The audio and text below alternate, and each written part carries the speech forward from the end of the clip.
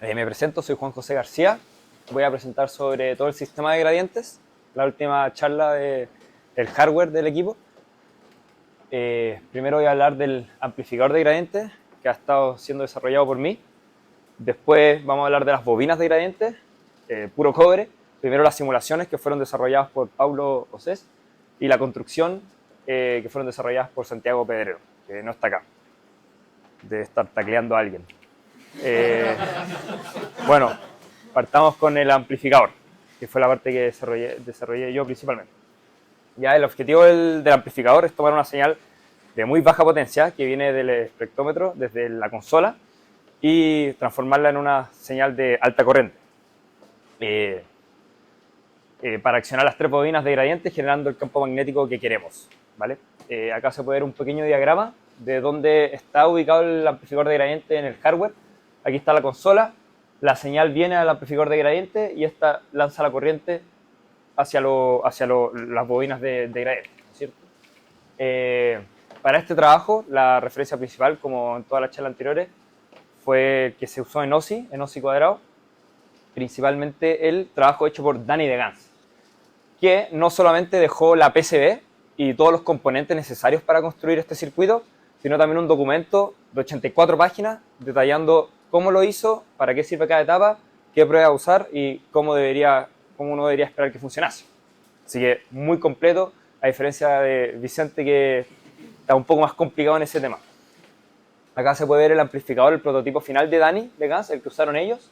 Un amplificador lineal, clase AB, con una corriente de hasta 15 amperios y soporta inductancias desde 20 microhenry hasta 300, lo cual es bueno para nosotros porque todavía no sabemos muy bien los parámetros de nuestra bobina. Con un tiempo de subida de 50 microsegundos. Eso está aprobado a 180 microhenry, con un valor bien intermedio, porque a mayor inductancia este valor aumenta, a menor inductancia disminuye. Okay. Acá está el circuito, un esquemático que es muy enredado, pero con el documento 84 páginas se hace muy digerible y uno va entendiendo parte por parte. Las protecciones, el amplificador como tal, el monitoreo de la corriente. Para entender un poco mejor el circuito, lo simulé en el T-Spice, obteniendo estos resultados, que son casi idénticos a los resultados que obtuvo Danny de Gans en su prototipo final. Un primer paso para desarrollar el amplificador y entenderlo. Entonces, la implementación, finalmente. Aquí está la placa. Acá está la placa sin los componentes. Estuve varias horas poniendo componente por componente, que son bastante pequeños. Tanto tiempo cerca de esta placa, creo que después cerraba el ojo y de ahí a color verde igual. Pero se logró. Aquí ya está cableado con todos los buses de alimentación. Lo traje, lo desconecté igual, para que lo pudieran ver. Está con su heatsink, porque los transistores igual se calientan, aunque este heatsink igual está un poco sobredimensionado, pesa harto. Y aquí está la carga que estamos usando para probar, ya que simula una bobina, tiene casi los mismos parámetros. Voy a pasar esta placa para que la puedan ver si quieren, ahí la voy pasando. Ya. Y hace poco se testeó el amplificador para ver si funcionaba. Danny de Gans deja un instructivo de qué hacer antes de usarlo como tal en el resonador magnético, qué prueba usar, y consta de una prueba de una entrada, una sinusoide de 100 Hz, 100 mV, para que haya poca corriente. Y la idea es esperar también una corriente sinusoidal a la salida. Entonces acá está el setup físico, acá está la carga que la mostré ahí. Y hace poco obtuvimos estos resultados. La señal de entrada es la azul, la señal de salida es la amarilla. O sea, el amplificador funciona, que son buenas noticias, ya que si no habría que hacerla de nuevo. Hay harto ruido en la señal de salida, pero esto es porque nos enfocamos más a probar que funcionase el circuito, y todo el tema del ruido que Danny recomienda hacer no lo he implementado, porque armar todo para después que no funcionase no valía la pena. Entonces preferí hacerlo así. Hay harto ruido, pero es mejorable, es muy mejorable. ¿Ya? Próximo desafío. Primero que todo, la reducción del tamaño. El heatsink este no es tan grande, pero pesa mucho. Entonces, si lo queremos hacer portable, es muy importante reducir el tamaño. Como el tamaño viene principalmente del heatsink, sería ideal para reducir el tamaño que se caliente menos. Entonces, ¿qué se podría hacer aquí? Es tal vez diseñar un amplificador que en vez de ser de clase AB, sea switching, o sea, con transistores que se prenden y apagan muy rápido. Como el caso de Neil Bolding, que hizo uno aquí, que se puede ver con transistores GaN, que switchan a 2 MHz, que se presentó en Singapur, al workshop donde fue Víctor, que también, como expliqué anteriormente, el tiempo de subida es un factor crucial, o sea, mientras más rápido mejor, pero como una inductancia, para que sea más rápido, tengo que tener mayores voltajes. Y este amplificador funciona con hasta 15 volts. Entonces, si queremos subir el voltaje, estos transistores sí son capaces de ello. Entonces, aquí están los dos desafíos principalmente. Eso por parte del amplificador de gradiente. No sé si alguien tiene una pregunta. ¿Y cómo son los tiempos de bajada también? También son relevantes. Sí, los tiempos de bajada suelen ser del mismo orden. O sea, acá no se aprecia tanto. Aquí tal vez un poco sí, no sé si se alcanza a ver allá. Pero también existe como este efecto de descarga de un inductor, como la guatita final. Pero suelen ser del mismo orden. Y claro, lo bueno de tener después un amplificador switching con más voltaje es que después puedo poner voltaje negativo aún más grande. Con el profesor Javier Perea estamos viendo de hasta 150 volts positivo, 150 volts negativo.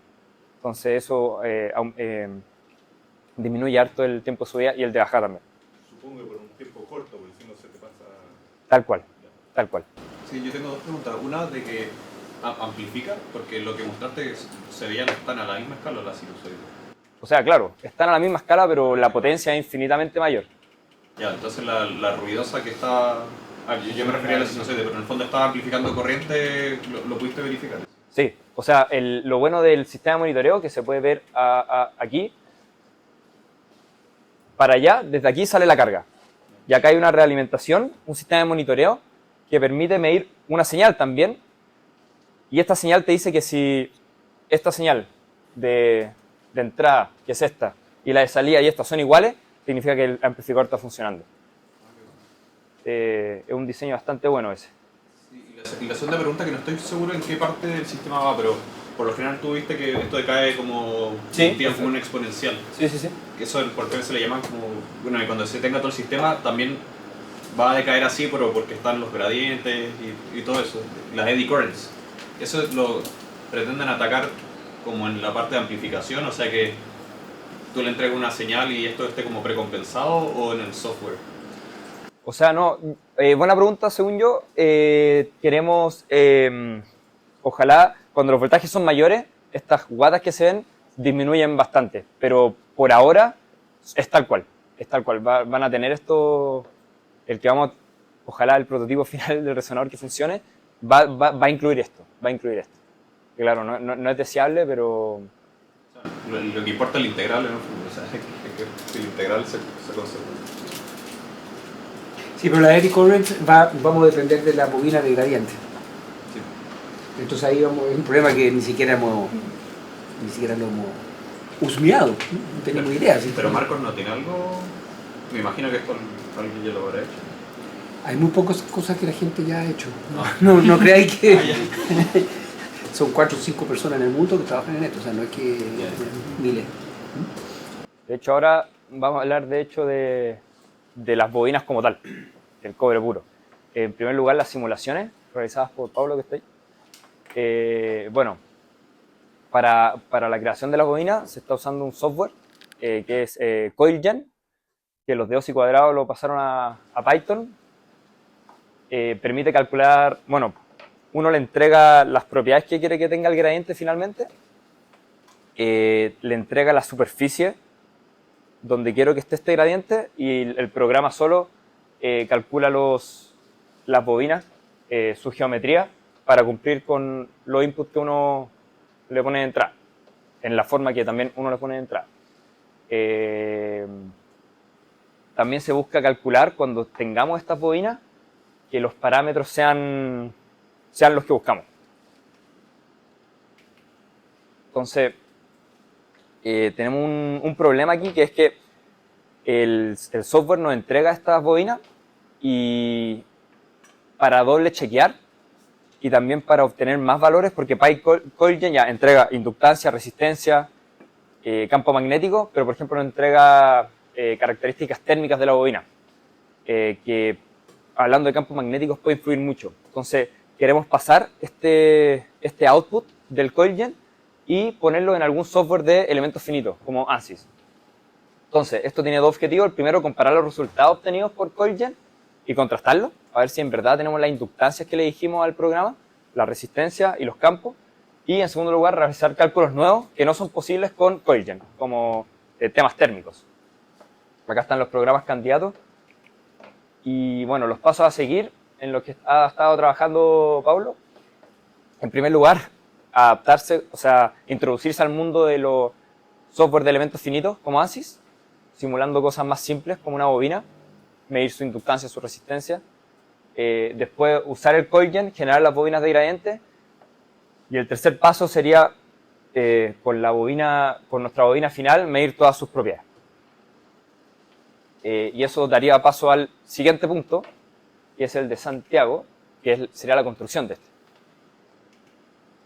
este. Bueno, aquí también hablando, Santiago está explicando un poco de para qué sirven los gradientes, y es para localizar especialmente los spins, ¿no es cierto?, para saber en los tres ejes dónde estoy ubicando, dónde estoy viendo el voxel. Habla también un poco del diseño, también está usando CoilGen, también Santiago se está especializando en cómo funciona este programa y los outputs que tira. Acá están hartos parámetros que lanza el sistema, parámetros de entrada del software, superficie conductora, resolución y dirección del campo principal. Acá está la primera solución de la bobina que nosotros construiríamos, que diseñó Santiago. Se puede ver aquí como un flatten de la bobina junto al campo magnético que genera. Acá está los distintos colores, la variación del campo magnético principal que genera el gradiente, porque para el final, para eso sirven. Esta es una primera solución. Después, investigando un poco, se dio cuenta que podía hacer un cambio de coordenadas y obtener resultados un poquito mejores. Se puede ver aquí que el X, Y, Z se hace una transformación para obtener este campo que es un poco más lineal y también centra mejor el campo principal acá. Esto lo sacó de otros equipos también. Y el primer diseño que tendríamos es el que se puede ver acá. Y se estarán preguntando si hay 3 bobinas de gradiente, ¿por qué estoy mostrando solo una? Y la solución que están tratando de hacer en Europa, que queríamos ver aquí también, es que las 3 bobinas están ahí. Entonces esto es una superficie, un cilindro, que tiene los caminos donde van a pasar los cables y tienen distintas profundidades. Entonces primero va la bobina X, después la bobina Y, después la bobina Z, apilada una sobre otra en el mismo cilindro. Acá está, con esta idea Santiago imprimió en 3D pedacitos de esta bobina para ver si era factible en la realidad.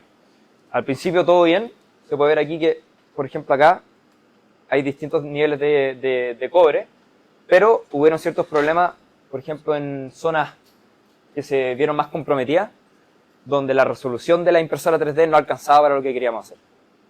Entonces se sigue iterando en eso y Santiago sigue trabajando en qué hacer con la bobina de gradiente. Y bueno, preguntas sobre la bobina.